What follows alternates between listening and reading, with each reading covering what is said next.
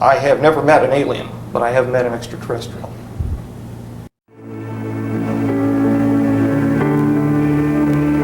In the vastness of the cosmos, there must be other civilizations far older and more advanced than ours. So shouldn't we have been visited? Shouldn't there be every now and then alien ships in the skies of Earth?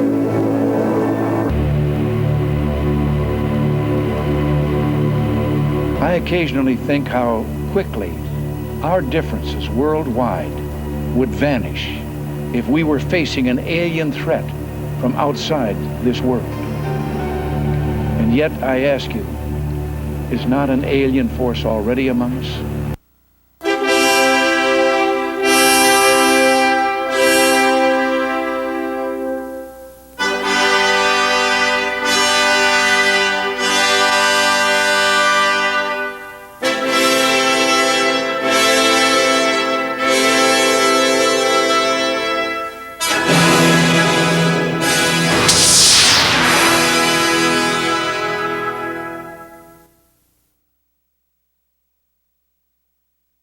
Throughout the last 60 years, people have been anxious for some brave, patriotic person to come forward from what we call the secret government, to tell his story to the world at large.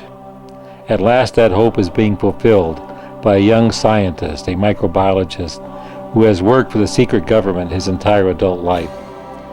He was recruited in 1986, when he was only 22 years old, to help other government scientists to work on various black projects, including defensive biowarfare protocols for soldiers in Gulf War I. He has been allowed to enter most of the secret laboratories that are part of the U.S. arsenal: S4 at Groom Lake, Dulce at Los Alamos, Brookhaven, Lawrence Livermore, to name a few.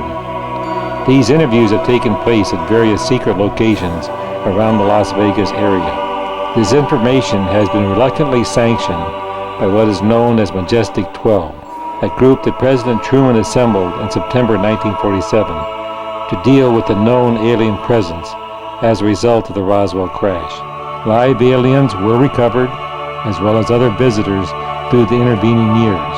Majestic 12 has been concealing this information until now. Dan Burisch is anxious to tell his story. This series of in-depth interviews has started the process. The internet has been very beneficial in helping to tell his story. However, there is nothing like seeing him in person, tell his adventures in minute detail.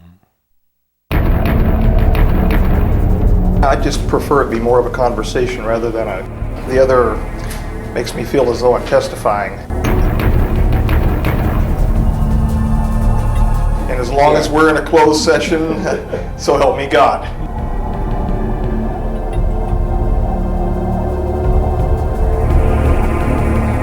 Initially, I was briefed that JRod was an alien, specifically from the reticulum system, to reticulum 4. Okay.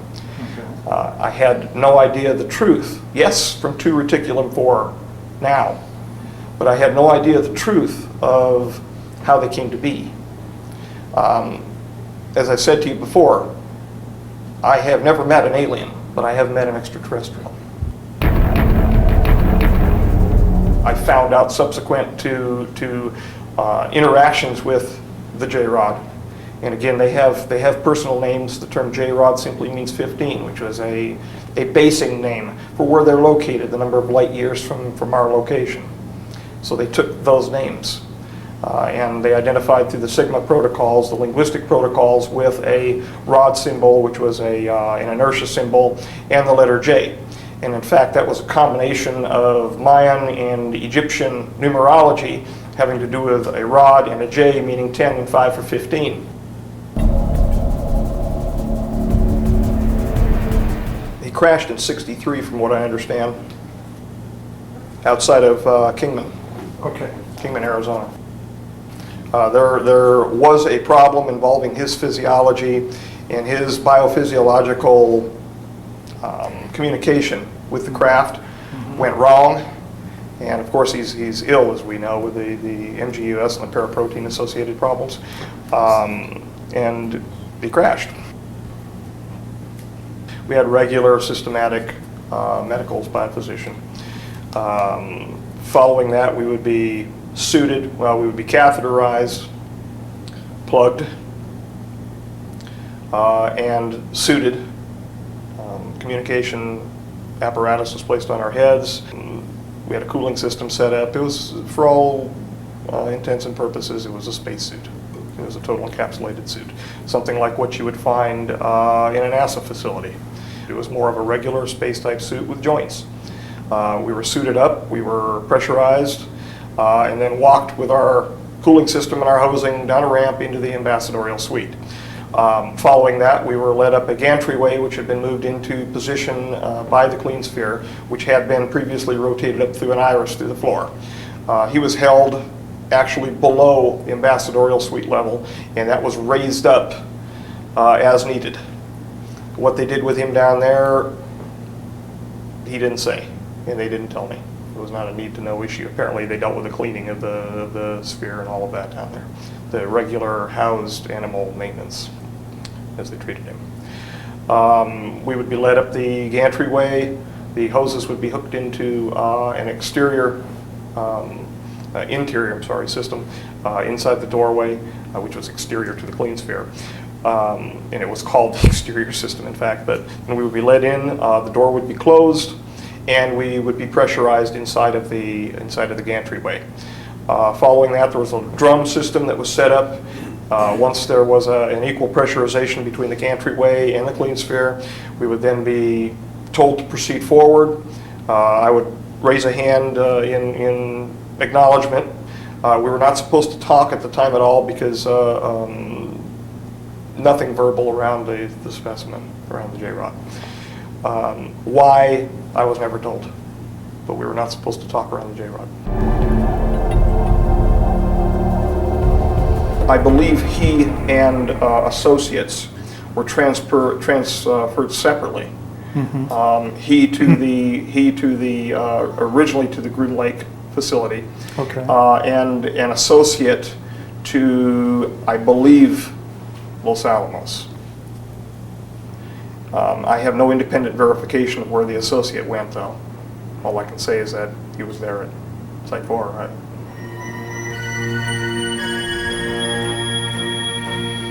There was a very specific procedure. After we would be brought in with our helper biologists, there was controlling helper biologists, those in the gallery, and then the introduction specialist, which was myself on a number of occasions. We entered the clean sphere through a large series of protocols involving pressurization and compartmentalization, no pun intended, until finally we were pressurized in fully encapsulated a TEC, a TES, total encapsulated suit for entrance into the clean sphere. Once we were pressurized and entered into the clean sphere, well, I should digress, we had a medical evaluation and all of that first. But they ceased doing that after a couple of medical evaluations. It was more just interested, let's get you in and get the work done.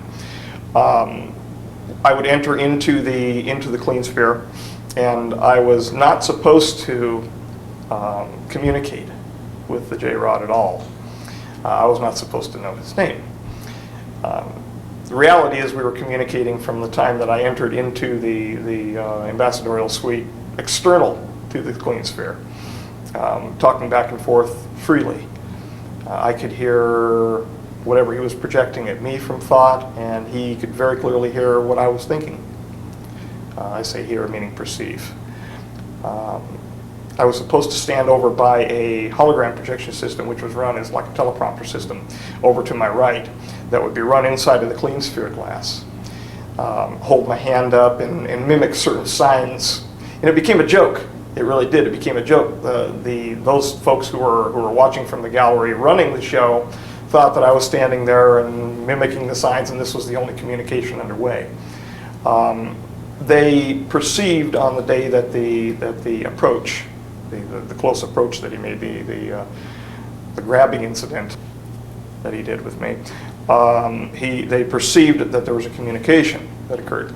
So I began getting questioned quite extensively whether or not he in fact was communicating with me, because he had promised not to, apparently, with the Sigma unit. I alluded to the fact that there was conversation underway, but I didn't talk about what it was until, of course, I was caught in my research protocol forwarding ideas that were somewhat different than what they expected, where they expected my private research was going to go, and this is much later. And at that time, the deal was brokered to find out about the doctrine for the convergent timeline paradox. I told them a little bit about what he showed me, a little bit, and they told me a little bit about the DCTP.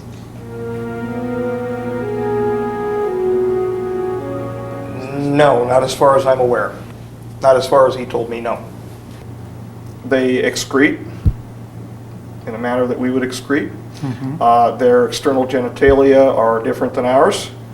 The females have somewhat like vulva, but they have a clasper situation. The male has a male clasper, the female claspers. It looks like a disc with rectangular solids that are rotated into position for clasping at the inguinal region. They do have internal fertilization. Now, this was something you read because you didn't see a female, did you? No, this is something he showed me of his wife.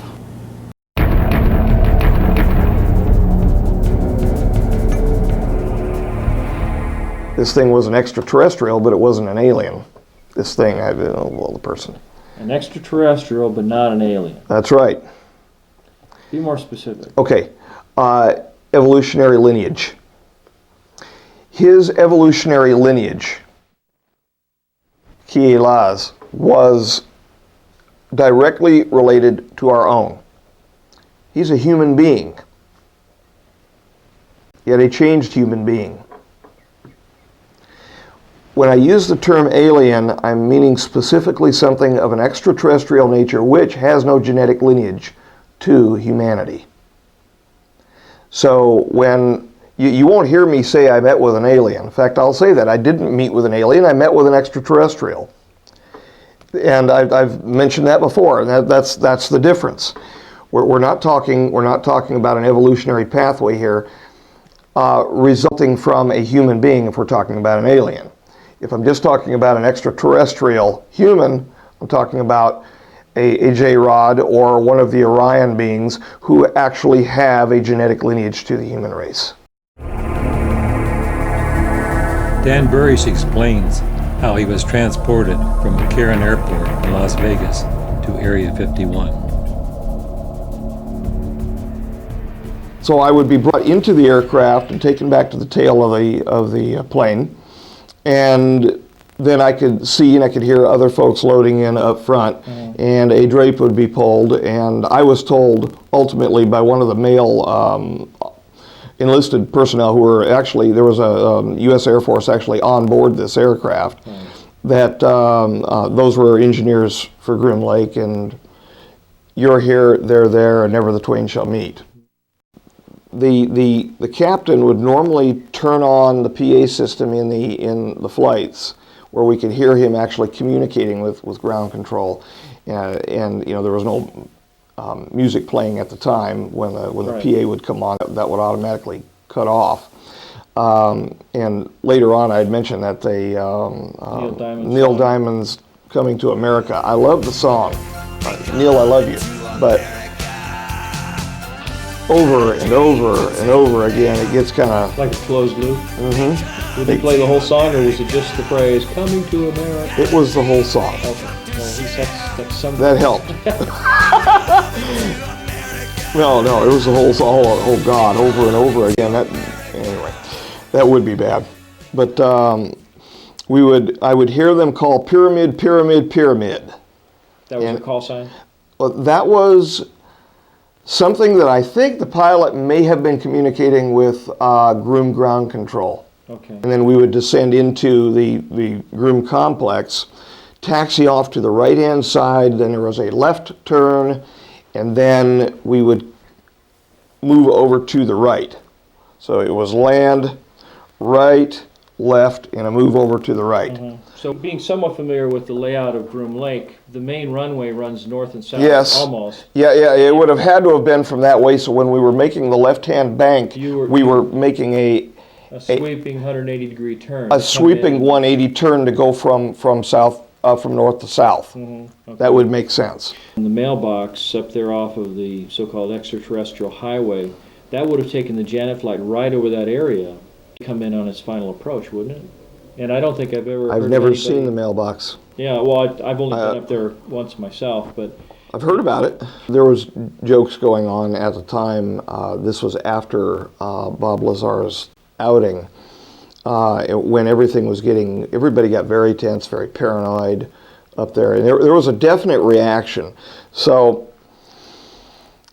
I can tell that Bob's story, this may be a little bit of verification for him. I can tell that his story by evidence is accurate because of the accuracy of the Galileo Bay at S4. But the Galileo Bay was which? Was that where the aircraft, the extraterrestrial? The 4-1, the extraterrestrial and the ARVs. Okay.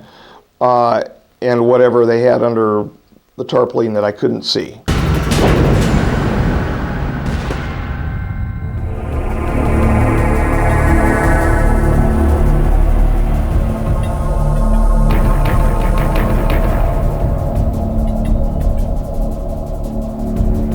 I've been showing you a lot of this Burisch material and bringing you up to speed. You've been generous with your time. What is your take just on what you've seen of Burisch in the interviews up to this point? I think the guy was there. It's absolutely real. I do have some questions about some of the details, but he did work there. He was a microbiologist. There's no question that he was at S4.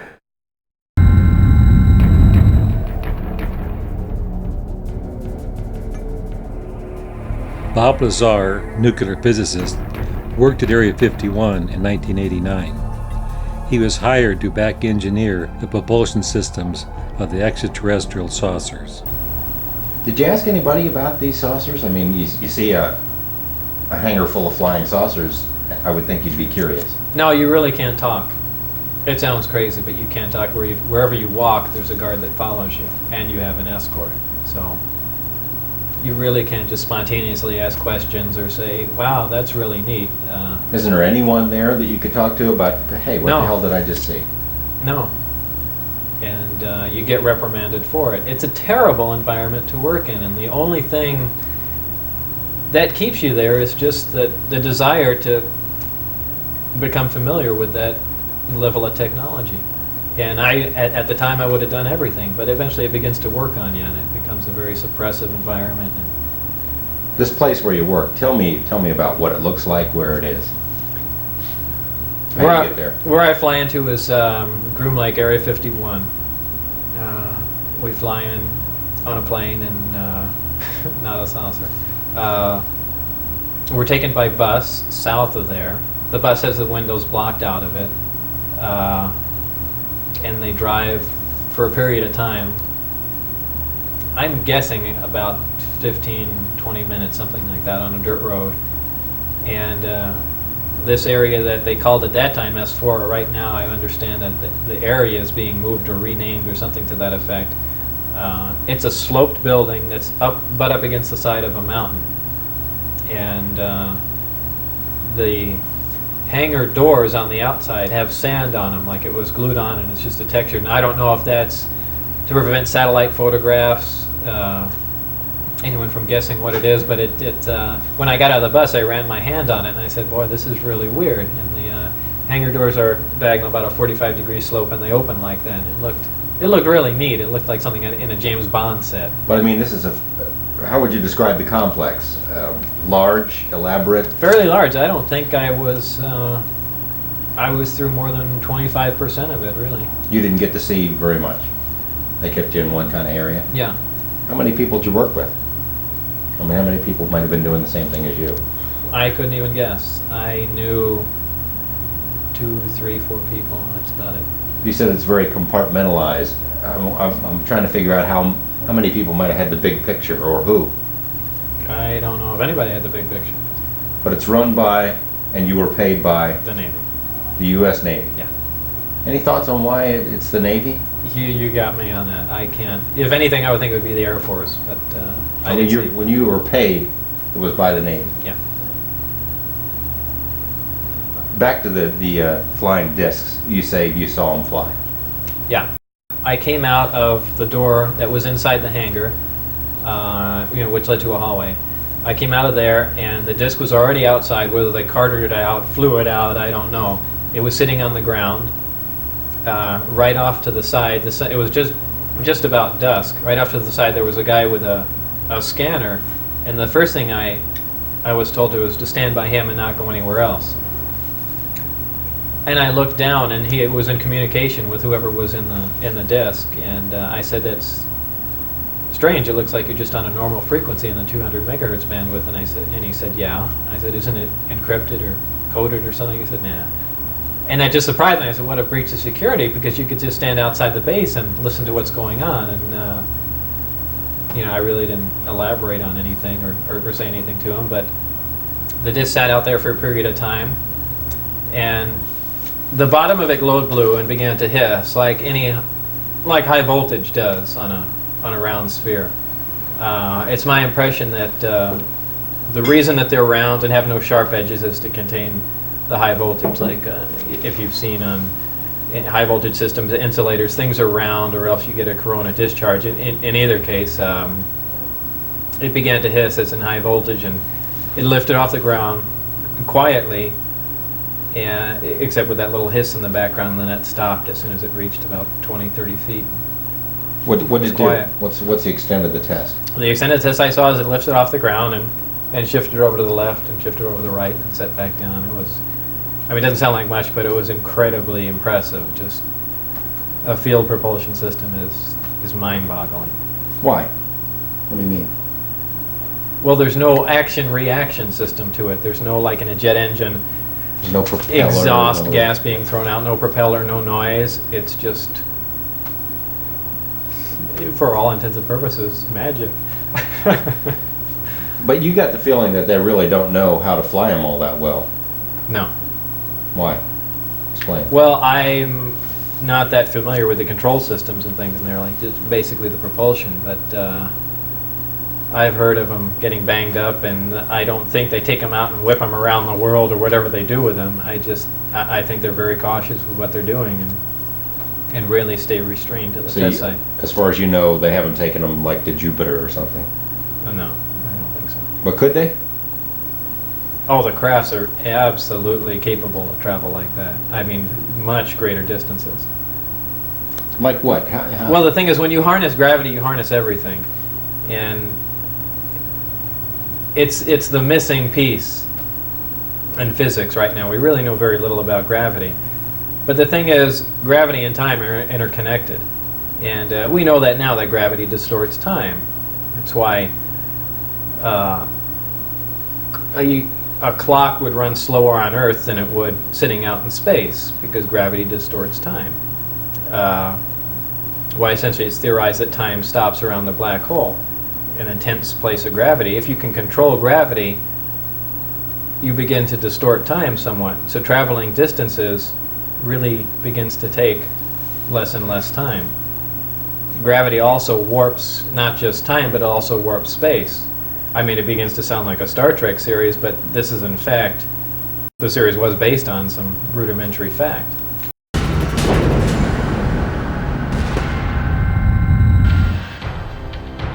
Bill Uhouse, avionics engineer, spoke at the International UFO Congress, winter of 1993. His public testimony corroborates both Bob Lazar and Dan Burisch regarding ET vehicles being back engineered at Area 51. He was responsible for the creation of a simulator for pilots to be trained on actual flying discs. Captain Bill Uhouse served 10 years in the Marine Corps as a fighter pilot and 4 years with the Air Force at Wright-Patterson Air Force Base as a civilian doing flight testing of exotic experimental aircraft. For the next 30 years, he worked for defense contractors at Area 51 as an engineer of anti-gravity propulsion systems.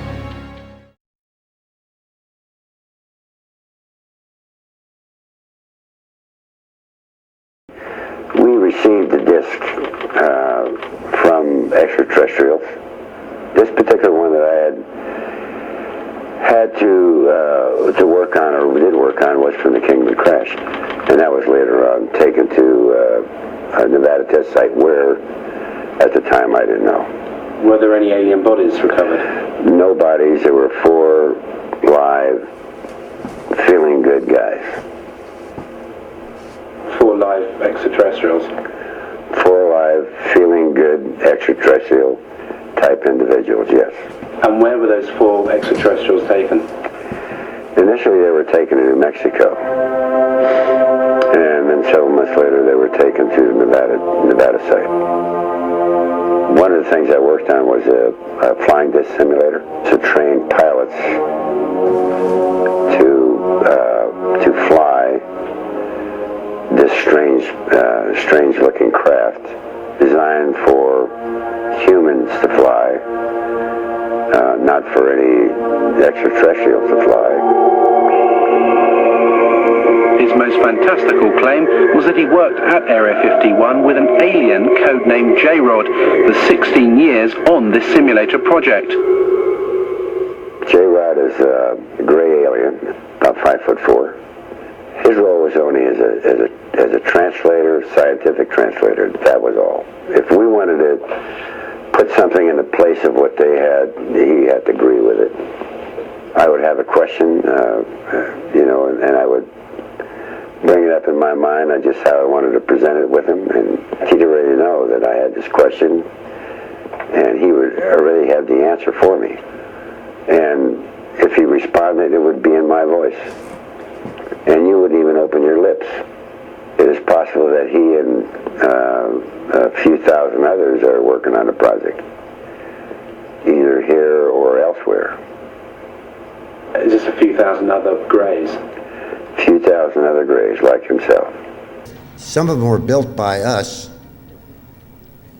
and my position in that, or my work activity in that, was with simulators. A simulator that was parallel the actual craft that they were going to fly. I made an illustration of the simulator itself.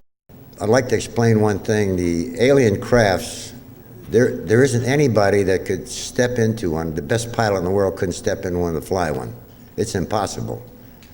The avionics in a flying disc is so much different in respect to what you're looking at and the information that you get from it. So consequently, what we were doing was taking that technology and transferring it into known technology for instruments that we are aware of, that our pilots could use, or the people on Earth were familiar with. Even the simulator was built in metric. Everything is metric, and it's meters. It's actually the 16 meters is 58.32 feet, and the 10 meters is about 29.47. So when they say a 30-foot disc, it's really not 30 foot. It's metric. Well, I can tell you that. That's no problem. But the dimensions on the craft are very, very critical. They're as some of you know that have been flying, I did fly during World War II. You can get a feel for what I'm trying to say about a simulator. One of our first simulators in the country was built by Link Aviation in New York, Binghamton, New York. They built what they called it a C8. It was a prop-driven job, type simulation of an aircraft. It looked like nothing like an aircraft inside. However, when the Air Force got involved and they started developing the jets, then they built a jet simulator, which actually was the F-80, 86, and F-94, 102, and so forth and so on. But as these planes were being developed, the simulator was being developed right alongside of that, with the exact duplication. It was an exact replica of the cockpit of that particular craft. Even the canopy, the windshields, anything else, the steps on the side, everything was the same. Even at that time, they were able to program to the pilot that was being trained on the simulator before flying the particular craft, various different anomalies that he would experience with that particular aircraft. And even after the aircraft was in design, or coming off design, and going into its first production run, ready for its test flight, the changes were coming in. Of course, we'd have to change the simulator likewise. You know, the simulator would have to be the same. Even the electronics or the information that we got, instrumentation-wise, and the avionics of the craft, it had to be identical. If everybody here has seen Bob Lazar's poster, that's the closest thing you'll see until you see the real one of a flying disc. Anyway, there's also some question on grays, and you noticed, you know, I see all these various different suits and all that. They wore a shirt and a pair of pants. Their shoes were a little different, but then I just did this about 3 weeks ago.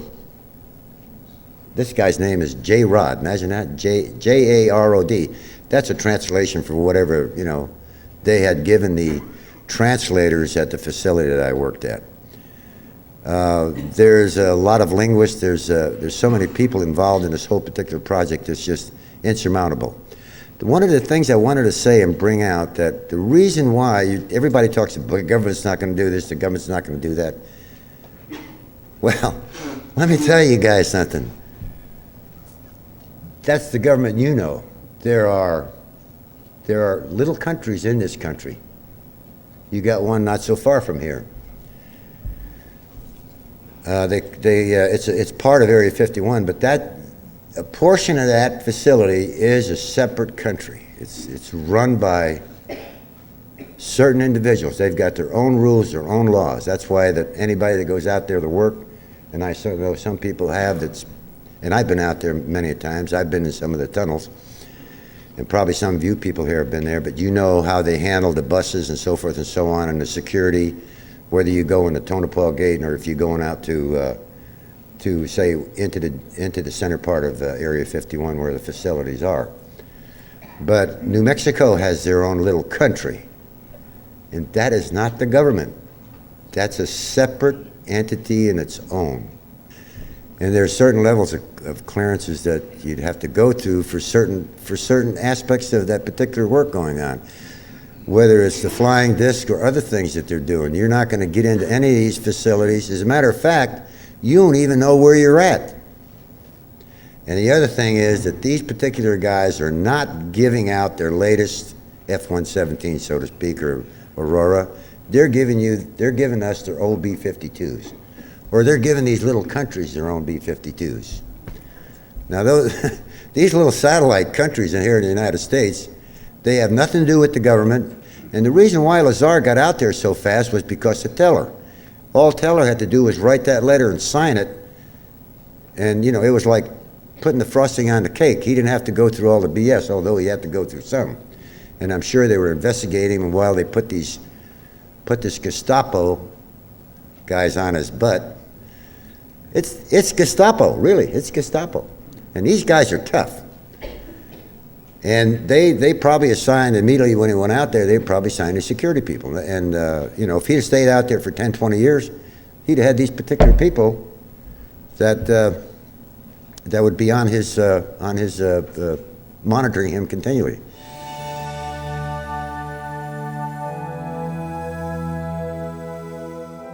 The reason that Bill Uhouse was allowed to go public in the mid-1990s was to test the public's reaction to this most remarkable information.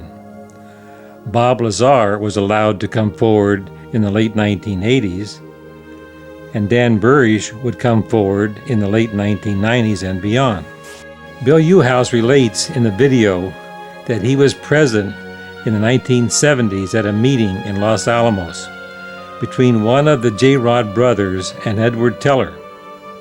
Also at the conference were 18 scientists and engineers asking technical questions of the JRod engineers regarding mathematical calculations for back engineering the acquired flying disc. At this meeting, Bill Uhouse made the famous drawing of JRod sitting across from him at the conference table. In this planet system that's up there, it's a little bit different than what we've got on Earth. We've got our Japanese, we've got our Chinese, we've got whatever nationality that's here on Earth is split up a little differently out there from what I understand. It's the differences are they're on different planets. They have, they're not on, this particular gray is not on, say, Hydrus. He's just, you know, he doesn't come from there. He's not, they do different things. I guess they're trading or whatever. They just do different type of things on each different planet. But, you know, until you understand everything and until all the information is going to come out, which is going to take many years before it does, you're going to keep getting trickle, trickle, trickle. And maybe one day, if we're still alive, we'll get, you know, we'll try and, maybe we'll understand everything as our little satellite governments know it here in the United States.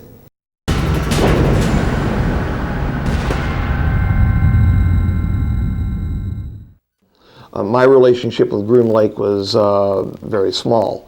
I was taken a couple times after landing off the Janet flights, handing my license plate number, and was taken in a small buggy, almost like a small Jeep, golf cart type. Was it open or was it closed? It was open. Okay. It was open.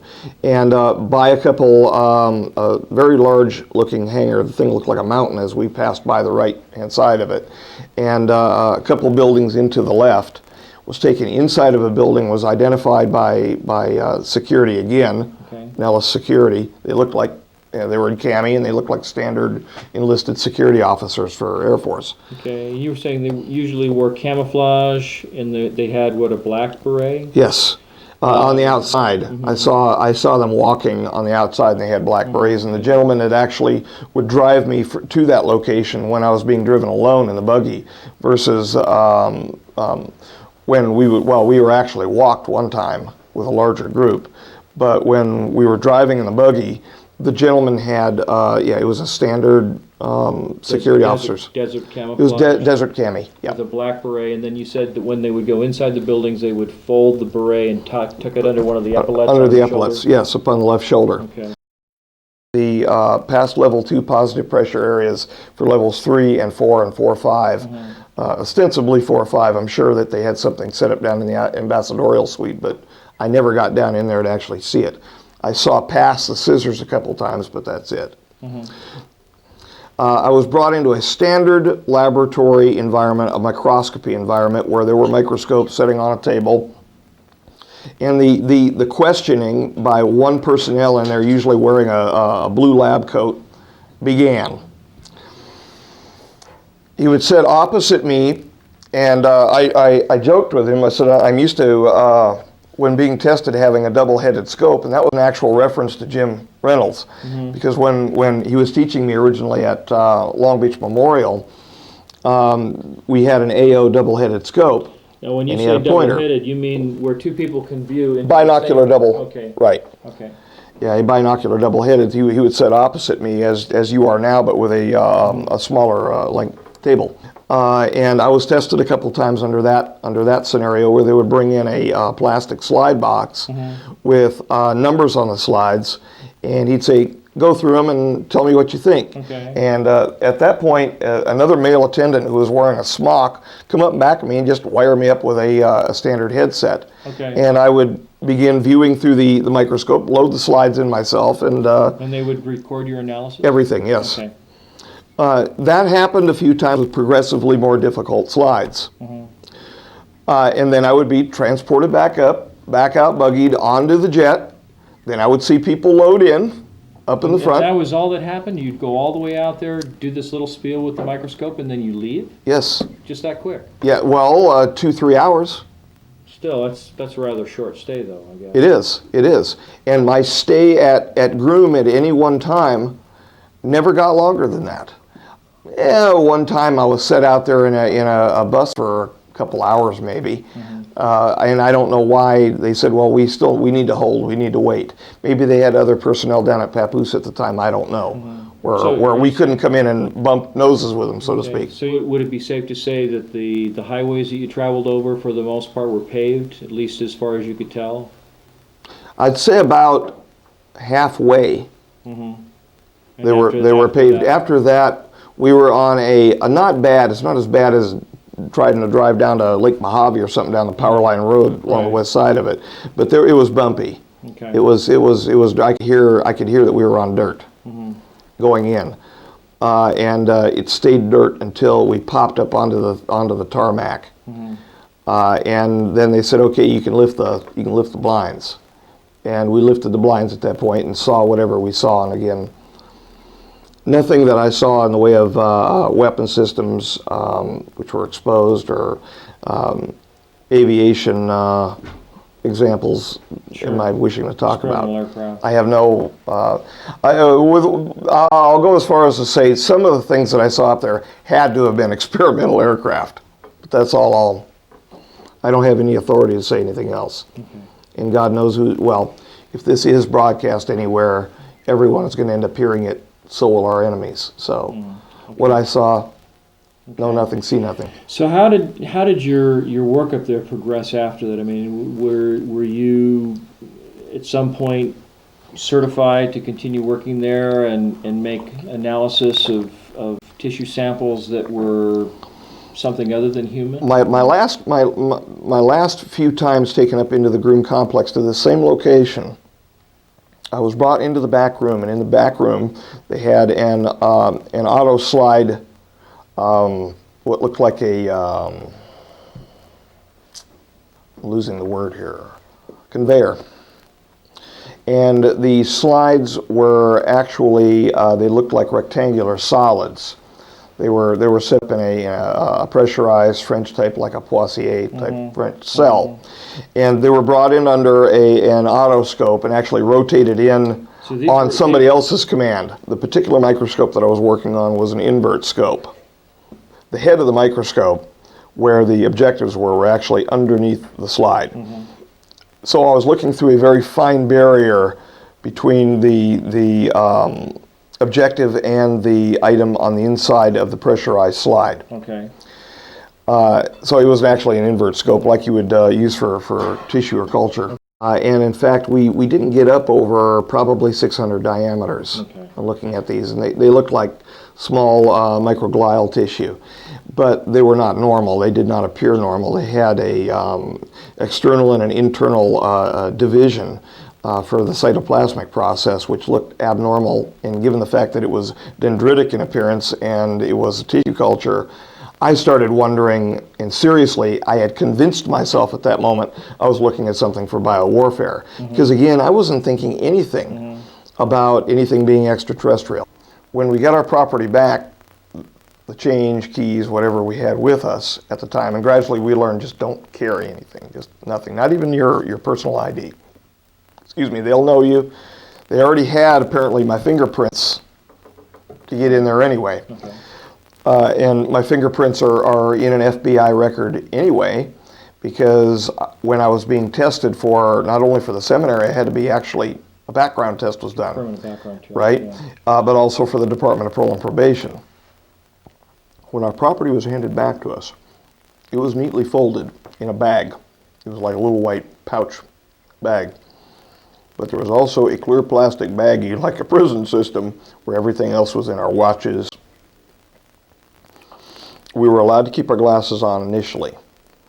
After I was read into the Aquarius program, my personal glasses were removed. And when I would come down to decon on level 4, they would give me a new set of glasses to wear, which were my prescription. Okay. And ultimately, when they did the bell, when we were going in for the JRod, the front of the bell was beveled, and my prescription was actually beveled into the front where I could see clearly out of the front of this bell. Wow.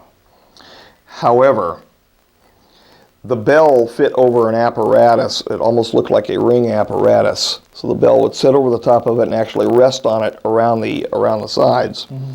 This ring apparatus and suit did not fit me appropriately, and they had only so many of them in there on level 4 decon and gowning. So, well, the 4 or 5 to go into the clean sphere. So the problem was either one was too big, which I could not wear, or there was one which was slightly too small, so the bell fit on too tight and was extremely painful. I was dressed each time. Okay. I didn't dress myself when I was down there. So you had people that would assist you with this? Yeah, there were 2 gentlemen that would actually suit me up. Okay. And do the pressure checks, communication checks. Okay.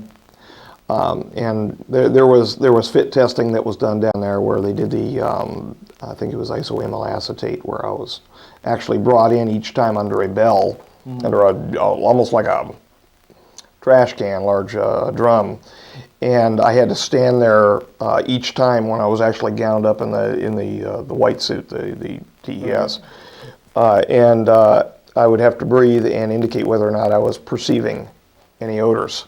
And there was isoamyl acetate used, and there was an irritant used, and then once I did not perceive any odors, then I was washed. I was put over a grill and actually showered off and washed, and then from there, I'm getting out of sequence here because I had to go through a medical check first, and I was cathetered and plugged and the whole thing. Okay. But anyway, back over to Papoose coming out. They'd give us our property, and we would be led back out to the BSS 1 room, which was back out around to the left, back to the main security room. We would sign out and be taken from there out to the bus and be transported back and then flown back to Vegas. Initially, things changed as we got an ID badge. Initially, we had our ID badges. Dodie actually saw my ID badge years ago.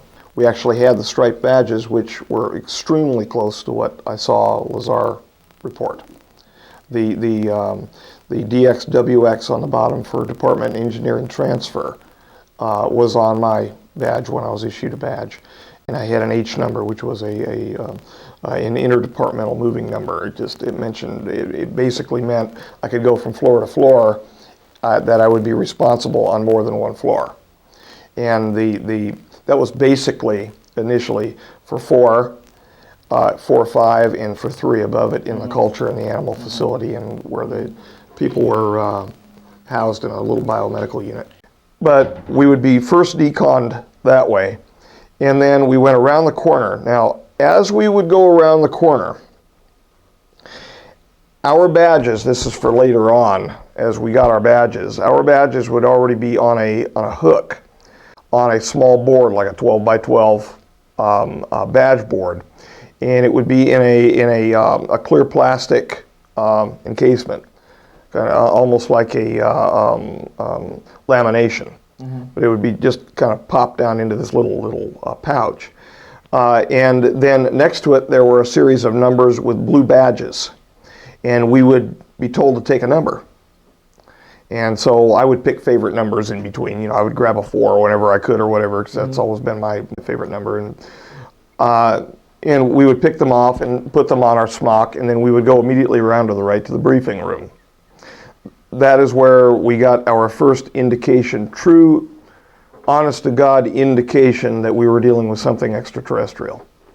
The King Tut container was opened up, the King Group, it's called the King Group training update tapes. The cabinet was open and we were given manuals to study, and we knew at that point that we were dealing with something that was ET, and that was more than sobering. I can imagine. Well, I mean, was there any kind of preview to this introduction to the fact that you were going to be dealing with an extraterrestrial Sam, entity, Little John, Sam H. He's a colonel in the United States Air Force, or so I've been told. He wears the right uniform. But anyway,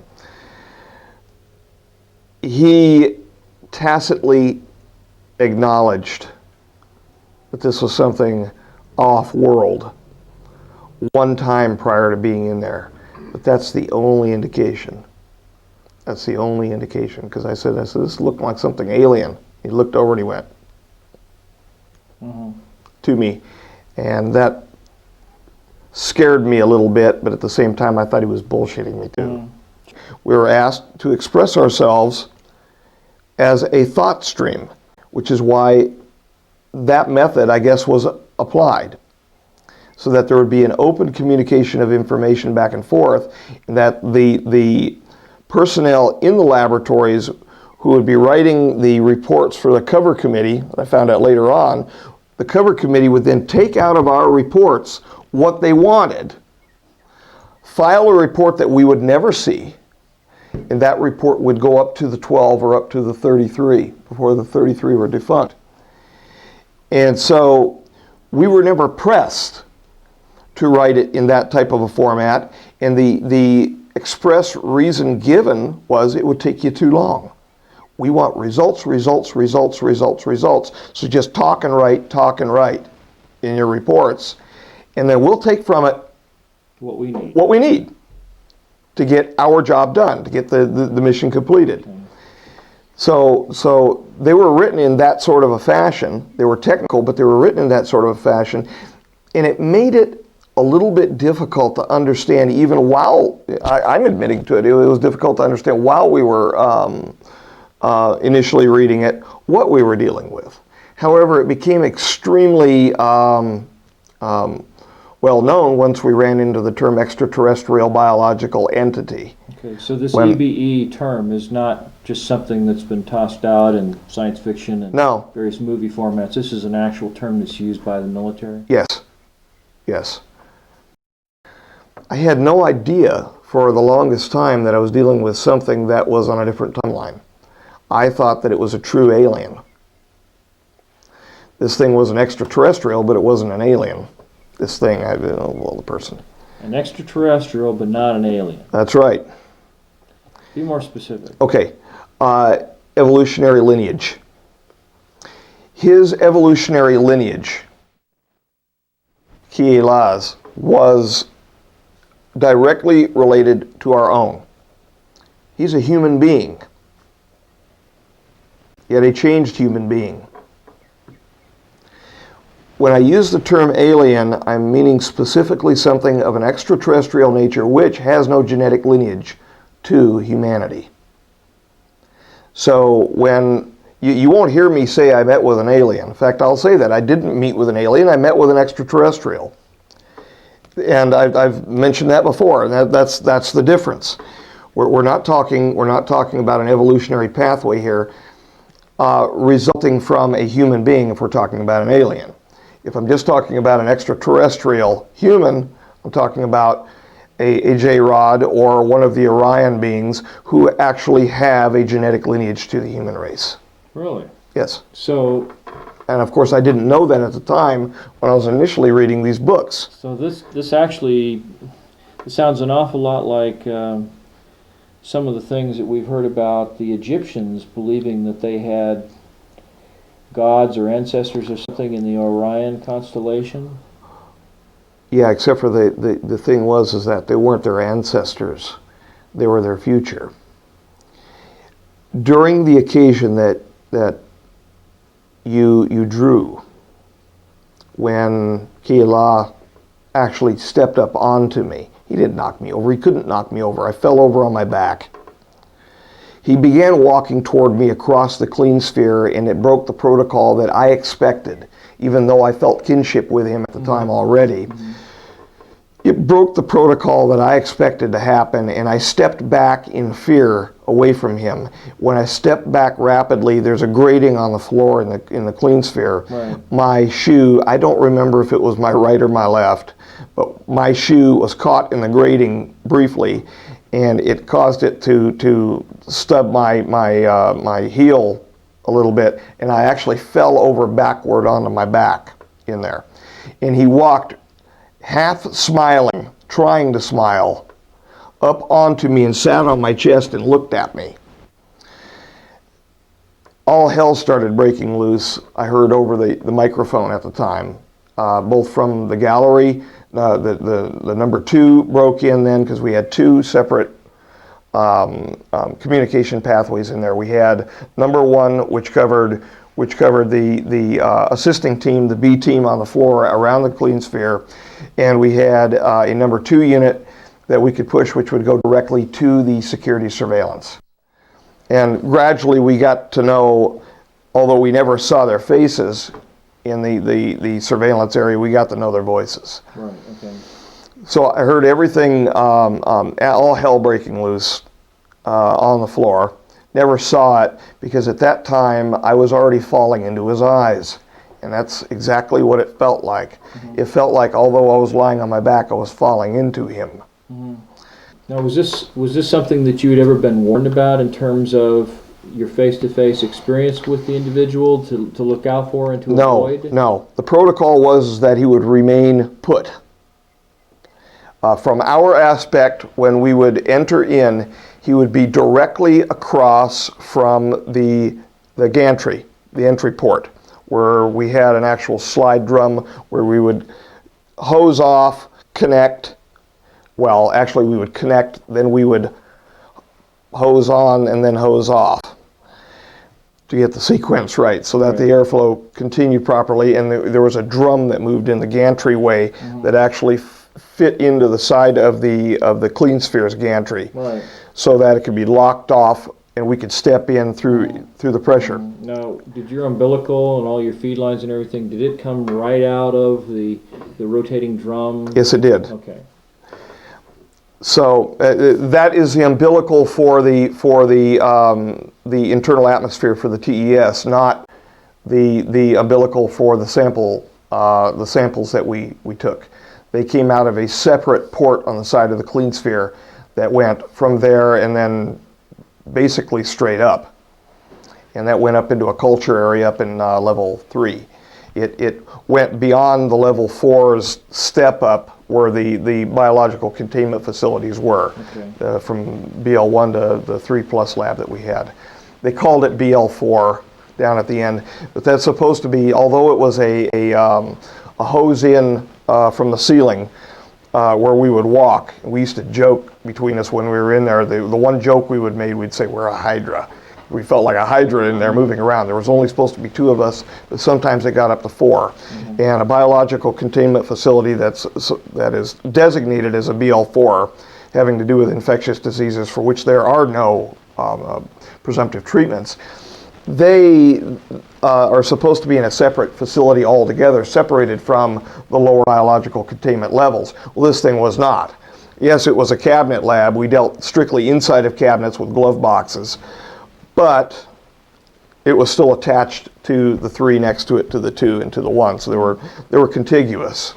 So it was called for, and there was an actual sign above the door around the back. I've got it drawn on there where it's located, where we would move from the decon processing in from 3 to 4 that said pretend above the door. In other words, pretend you're walking into a level 4. That was the entry area into the BL3+, or they called it a 4. That E4 on the left for elevator 4 only moved a half floor down to get to the walkway where you could either go up the stairs to the gallery or around the right and down some more steps to the full floor down from here, where we would go to the decon and then around the corner to the left. It would come down. Let me take you here. From here, it would go down a half floor to this location. And you could either walk here, and most of the time we were not allowed up the stairs to the gallery that overlooked the clean sphere, and there were 2 boardrooms which were up the stairs that could be accessed.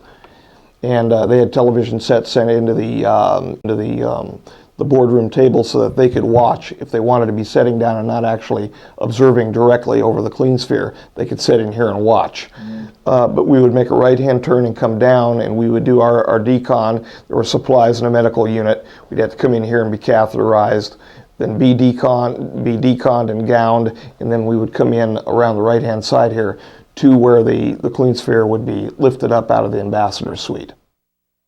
When I first saw the JRod, I was up here upstairs in the gallery, and I was standing in one of 3 large bay windows, I believe in the center, my best recollection. He was over here on the left, which is where he was told to be before this would ever be lifted up.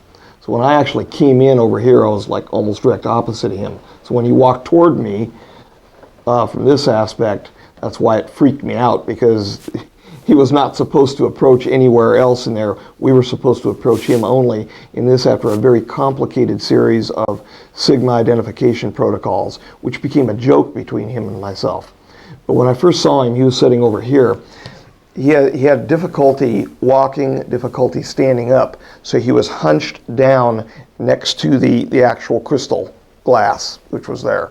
Whatever it was made out of, some sort of a composite. Was it a one-piece sphere? Or it sure looked like one you piece. see, like, triangular? No. It was clear. It was clear. It was totally clear, totally translucent, and it looked like a single piece, a sphere's hemisphere. So there'd be just a dome. There wasn't any bottom part to the sphere. All I saw was the grating on the floor, and there was hash grating on the floor, but the hash grating was probably a good 4 centimeters apart, and it was enough where if you didn't walk right, that's why I tripped. Okay. And so he was hunched over in the corner, and when he was hunched, his head was down, his arms were protruding forward and down, and he literally took on the aspect of a praying mantis or type of an insect sitting there. And I've found out, of course, during the consequence of work with him, that he was bearing a cocaine type syndrome, which actually caused his overall body shape to protrude out praying mantis like. We were basically warned that if something went wrong in there, that we were to be cognizant of the fact that it may take some substantial time before anybody could come in and get me out, or to get any of the, Stephen went in as well. So we knew that if something went wrong, you could be in trouble. We could be in trouble. We could die. And that was something that we just accepted for the privilege of doing the work. Now, was the atmosphere in there outside the clean suit, was it hazardous to you? Yes. Was it mostly nitrogen? It was mostly nitrogen. It had a great deal of oxygen, just like our atmosphere, but it had a higher hydrogen partial pressure. I don't believe that the hydrogen partial pressure went over about 4%. And that's what he felt comfortable in. And that's the one thing that there was a substantive increase in pressure inside the clean sphere from normal atmospheric pressure, but it wasn't all that much different from STP, what we would call STP. So if he would be reduced and decompressed quickly, he would become damaged. But he was set specifically in a hyperbaric environment, partially for his normal atmosphere and partially to decrease the onset and the progression of the disease. Which means that before he was as ill as what he was, he could have been brought out for short periods of time into our normal environment. And that's what, a lot of the folks that have only heard part of the story are screaming, well, wait a minute. What do you mean he was just in that clean sphere? Well, I never got a chance to tell them that, the actual facts of it. These are the actual facts of it. He could have. Now, by the time that I met him, he could not have. If he would have been brought out under STP, he would have died. No doubt. Now, when you say STP, you mean standard temperature pressure. Okay. Right. When I was pulled into him, that's exactly what it felt like. It's like I fell into his eyes. I began seeing, I began feeling what he was seeing and what he was feeling inside. I was separate, I still knew that I was me, but I could feel it as an omnipresence in me. And it was rushing in waves coming at me. It was not contiguous either. It was rushing in waves, so I actually felt the pulse of his talking to me, of his communication with me. And if he burped, which he did frequently, I could actually feel that. And he would often vomit, and it would run down the side of his face, and I'd have to clean him up. He was extremely ill. But when I fell into him, one of the things that he showed several things contiguously as the waves were going, in process, almost like a movie, a set of trailers for a movie, was an extremely jungle-like, heavy humidity presence, hot area, lush, tropical. I saw something that looked like him, a JRod, if you will, standing on a block, and the JRod was wearing an Uhouse. An Uhouse? Oh, like a pharaoh. He was dressed like a pharaoh. Really?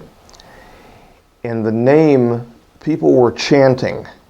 They didn't look like slaves to me, they looked like willing participants. Were they the same species? Same now, we're talking humans here. Oh. We're standing, other human, I mean, he's a human too, but I mean, present day, present reality type humans of that era.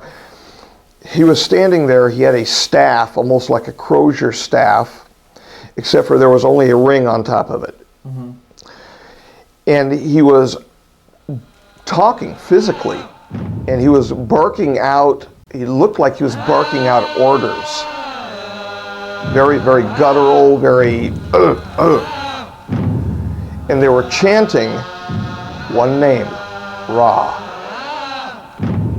They were saying Ra, Ra, Ra. And I was in this, seeing this through his eyes or his memory. And I saw what looked like a beautiful alabaster sheen face of something which was inclined. I saw two large rails, and I saw light discs. Every time they would chant Ra, Ra, it would light up. And they looked like swirling sort of a vortex, but I didn't see it feed downward. It just looked like a disc, like an accretion disc that you'd see for the development of the solar system, right? And I saw these blocks being passed with their chants up these discs. They were going almost effortlessly. They were being touched with the hands of the people who were there, who are all wearing what they almost looked like priests. And there were hundreds of them that were walking up inclined stairs that looked like they had just been poorly done on the side of these rails. They were huge concrete looking type blocks. And they were going, Ra, Ra. And they were pushing their hands, and I saw these blocks carrying up, and I realized what it was that they were building.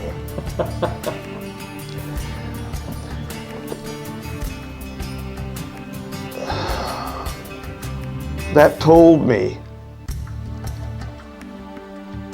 that either the ETs that time, and I was only able to analyze this later because it was one experience after another, and it left me nearly comatose because I didn't know that he was on a different timeline, a traveler. That either the extraterrestrials were involved with us throughout our history, or they were involved with us throughout our history and they were from another time. From our future. Right.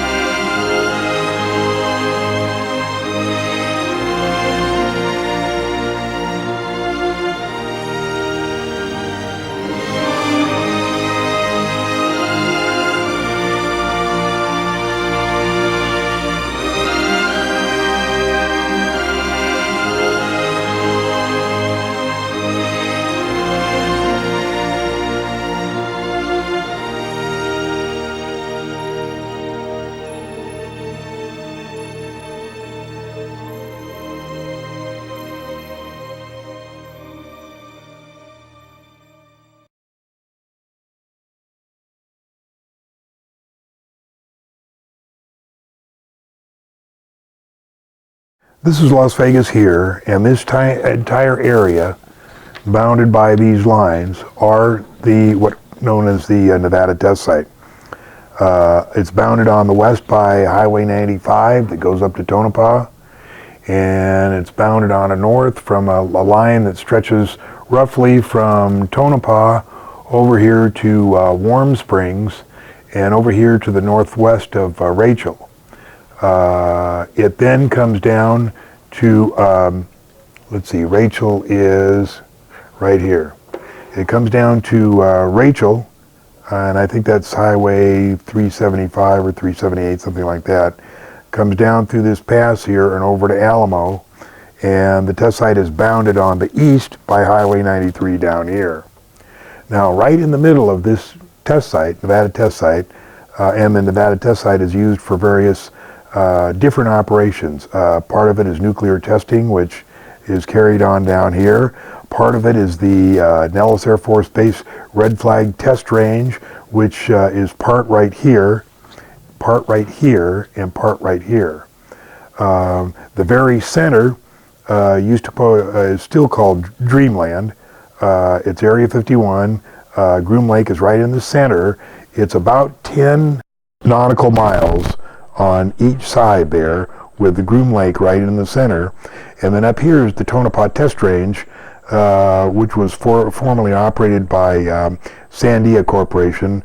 There's a lot of electronic testing that goes up there, and on the northwest corner of the Tonopah Test Range is the 10,000, 12,000 foot strip where the F-117s were initially deployed. They moved down to Holloman, and now there's various secret programs that operate out of the Tonopah Test Range. This is Groom Lake. When you work at Groom Lake, your basic, most common method of transportation is by airplane. That way they can control the security a lot easier. And what you do is you take off from McCarran here, you board at the Janet Terminal, take off here, go up here, and everybody enters this way north into the test site.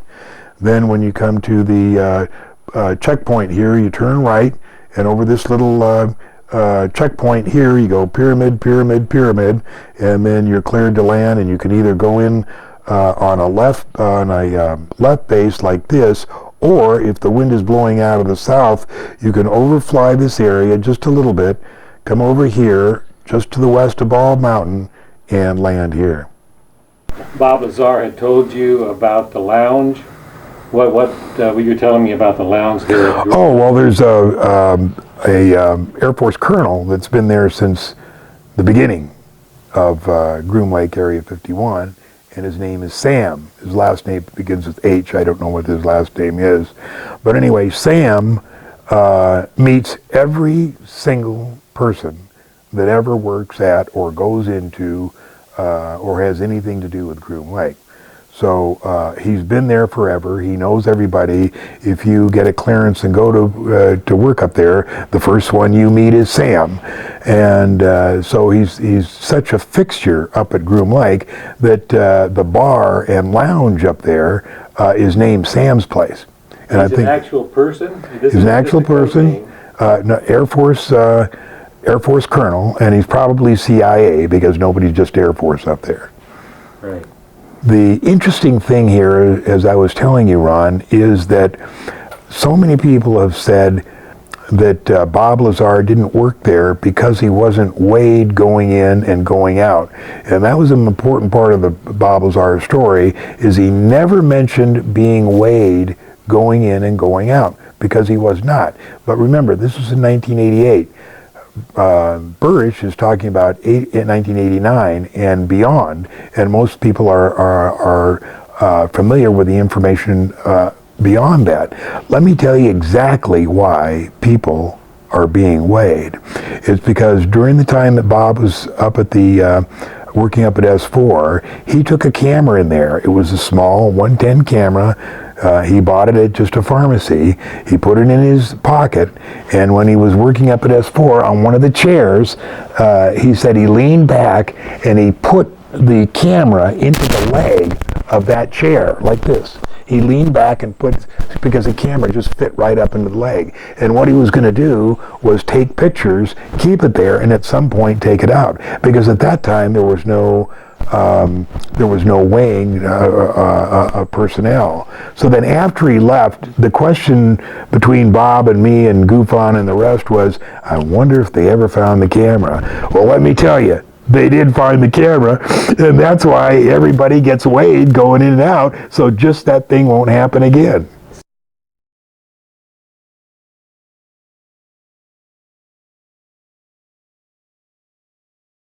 Bob Lazar is a nuclear physicist specializing in advanced propulsion systems. In 1989, he was hired by the military to back-engineer the propulsion system of an extraterrestrial craft. Lazar worked at what is undoubtedly the most top-secret research facility in the world, S4. There was absolutely no ET craft, ET technology, anything like that at Area 51. This is why S4 was made specifically to separate it there. People at Area 51 do not have the clearance. According to Lazar, the military had not been test flying alien crafts at Area 51. Rather, the discs many had videotaped and photographed were actually being flown out of S4, just several miles away. The S4 facility is an area just off the Papoose lake bed, dry lake bed, and it consists of 9 hangars. The hangars have sloped doors on them with a sand texture coating. At the time that I was working there at McCarran International Airport in Las Vegas, there was a Special Projects EG&G building. When I was told to go to work, I drove there, parked my car there, got in a plane at the airport, flew to Groom Lake, where I deplaned and waited for a bus, and the bus drove me down to S4. The first disc I saw, I believe it was the second, or I think it was the third time I was up there. Upon seeing it, it struck me that, well, this explains all the UFO sightings. Not thinking that it was an extraterrestrial craft, that this must have been some advanced form of fighter that we've been working on for years, and people have just caught it being tested, so on and so forth. And it never even occurred to me, even though I was looking at an extraterrestrial vehicle, that this wasn't man-made. I give everything nicknames there. The one I worked on was kind of sleek looking, and I gave it the name the Sport Model. There was one that looked like a Jell-O mold. There was one that looked like a top hat. There was a disc that was turned up on its side, and it had a large projectile hole with the metal bent outwards on it. I can only surmise they were testing it to see if a projectile could penetrate it. Bob Lazar explains the gravity propulsion system that he worked on at S4. It probably really hit me when I got inside the craft and looked around and began to understand how the craft was operated, and finally grasped the whole project as a whole, as what we were doing, the fact that we weren't building this thing, we were trying to find out how it was made. We were back engineering it. When I first got to look inside the craft, all I can say, it's an ominous feeling. You walk in there and it feels as if you shouldn't be there. I know that sounds kind of corny, but it's a real ominous feeling. It's not an exciting feeling. It brings up a whole lot of questions in your mind. I only witnessed one test flight up close, officially. That I was just inside the hangar. The craft lifted off the ground, virtually noiseless, other than a small corona discharge on the bottom of the craft, indicating the presence of high voltage. That dissipated at about 30 feet, and it stood there completely silently, and moved over to the left and to the right, and sat back down. That was the entire test. This was quite a scientific feat, to lift something completely silently, under control, and perform a maneuver like that. I had to hang upside down in there to see the lower level, essentially, and there were 3 large gravity amplifiers. These devices looked like about a 2-foot diameter, 4-foot long piece of pipe hanging by a smaller piece of pipe from the level above, and they can be independently positioned And that's what emits the gravitational waves that propel the craft. They'll use one gravity generator to lift the craft off the ground. And as opposed to what we're used to, for instance, a plane, once it's in the air, we envision thrust or some force coming out the back of it to push it forward. The crafts work completely opposite of that. What they do is once they're hovering in the air, they'll swing the gravity, or two remaining gravity generators up in front of them and create a distortion, essentially a downhill, and the craft rolls downhill for infinity. There's what they call Omicron configuration, where the craft is using one generator, or Delta configuration, where it's utilizing all three. Delta configuration would be for space travel. Essentially, the craft will tilt up on its side, focus the three gravity generators to a single point, and move through space that way. It's always chasing a little distortion. That's why they look goofy when they fly around at low speed. Gravity will vary somewhat, and you will get odd movements of the craft. So its low speed mode is kind of unstable for the most part.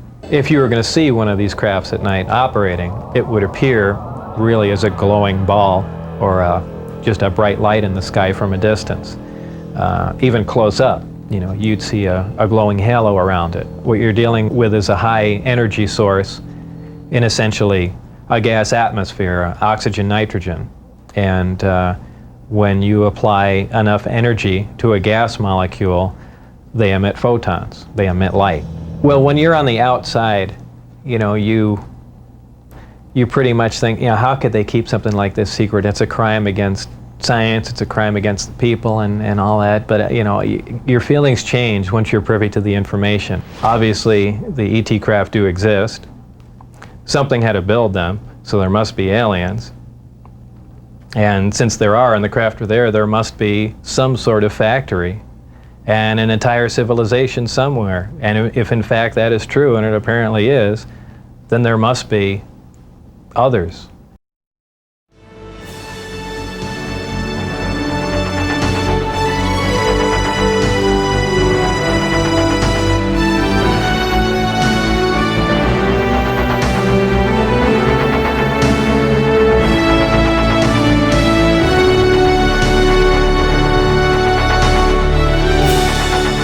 Captain Bill Uhouse served 10 years in the Marine Corps as a fighter pilot and 4 years with the Air Force at Wright-Patterson Air Force Base as a civilian doing flight testing of exotic experimental aircraft. Later, for the next 30 years, he worked for the defense contractors at Area 51 as an engineer of anti-gravity propulsion systems on flight simulators for exotic aircraft and on actual flying discs. I was at Wright-Patterson, of course. I was approached by an individual that, and I'm not going to mention his name, to determine if I wanted to work in an area on just new creative things, okay? And apparently that was the flying disc simulator. What they had done, they had selected several of us, and they reassigned me to a Link Aviation, which was a simulator manufacturer. At that time, they were building what they call the C-11B and F-102 simulator, B-47 simulator, and so forth. And they wanted us to get the experience before we actually started work on the flying disc simulator, which I spent 30-some years working on. So they had flying disc simulators, to your knowledge, when was the operation? I don't think any went into operation until the late or early 60s, around 62 or 63. As I watched the reason why I'm saying this is because the simulator wasn't actually functional until around 1958, where the simulator was actually operable. For the simulator that they used, or the craft that they used to build, which is a 30-meter one, was the one that crashed in Arizona, Kingman, Arizona, back in 53 or 52. I think it was 53. That's the one they used. That's the first one that they took out to the test site. Not a controlled, you know, where they knocked it out of the sky or anything. It was a controlled craft, you know, that the aliens wanted to present to our government, or the USA. It landed about 15 miles from, which used to be an Army air base, which is now a defunct Army base. I forget, I can't recall the name of it. But that particular craft, there were some problems with, number one, getting it on the flatbed to take it up to Area 51. They couldn't get it across the dam because of the road. It had to be barged across the, you know, the Colorado River at the time, and then taken up to where people go now, up 93, out to Area 51, which was just being really constructed at the time, and taken down those dirt roads and out to that particular area of the test site. There were 4 aliens aboard that thing, and those aliens went to Los Alamos for basically, you know, it was a sort of a test thing. They set up the Los Alamos with a particular area for those guys, and they put certain people in there with them, people that you know, were astrophysicists, you know, just general scientists, you know, to ask them questions. The way the story was told to me was there was only one of them that would talk to any of these scientists that they put in the lab with them. Only one of the aliens. The rest wouldn't talk to anybody, or, you know, even have a conversation with them. You know, first they thought, you know, it was all, you know, ESP, or, you know, what do I want to say? Telepathy? Yeah, mental telepathy. But, you know, most of that is kind of a joke to me, because they actually speak, maybe not like we do, but they actually speak and can converse, you know. But there was only one. Let me say this. In the simulator, there was one big thing different. The thing that, like, Lazar calls the reactor, okay, we didn't have a reactor. We had a space in a thing that looked like the reactor, but that wasn't the thing we operated the simulator with. We operated with 6 large capacitors that were charged with 1 million volts each. Say there were 6 million volts in those capacitors. They're largest capacitors ever built. These particular capacitors, they last for 30 minutes, so you could get in there and actually work the controls and do what you had to get the aircraft, or get the simulator, the disk to operate. Okay, so it wasn't that simple, because we only had 30 minutes. Okay, and the reason why it was designed like that photo I showed you was, actually, when it was operable, it would lift off the ball about a certain amount of there was a dimension there that we had that it actually lifted up, and it could actually turn, you know, a certain amount of degrees left to right or whatever. But in a simulator now, you'll notice that there are no seat belts, right? And the same thing with the actual craft, no seat belts. You don't need seat belts, because when you fly one of these things upside down, there's no upside down like in a regular aircraft. You just don't feel it. And it's a simple explanation for that. Of those discs, you have your own gravitational field right inside. So if you're flying upside down, to you, you're right side up. I mean, it's just really simple if people just look at it, just no different than the planet. Did you ever get inside the actual craft? I was in there for startup, sure. How do they image? How do you look out the windows from one of these things with a Actually, controlled we didn't look out any windows. There weren't any windows. The only place we had any visibility at all, and it was done with cameras or video type things at that time, was in the turret section. Okay, that's that has its own gravitational field. You would be sick or disoriented in about 2 minutes after getting in, after it was cranked up. It takes a lot of time because of the area and the smallness of it. Just to raise your hand, it becomes complicated. You have to be trained with your mind, you know, to accept what you're going to actually feel and so there's some experience. perceptual distortion. There's a lot of distortion, Yeah. Seeing, just moving about, after a while, after you get used to it and all, and you do it, it's simple. You got to know where everything is, you know, and you got to understand what's going to happen to your body. It's no different than, you know, accepting the G-forces, you know, when you're flying a aircraft or coming out of a dive, you know, and that kind of thing. It's a whole new ballgame. Each engineer that had anything to do with the design was part of the startup crew. You know, verify all their stuff that they put in works like it's supposed to. Did our flight crews ever take one of these discs out into space? You know, I don't know that. I don't really know that. I'm sure they have. I'm saying it probably took a while to train enough of the people or sufficient time.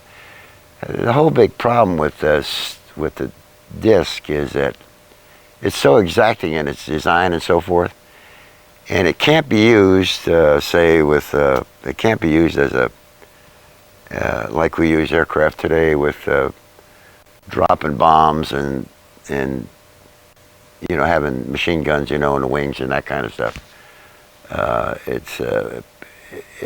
The design is so exacting that you can't add anything. You can't.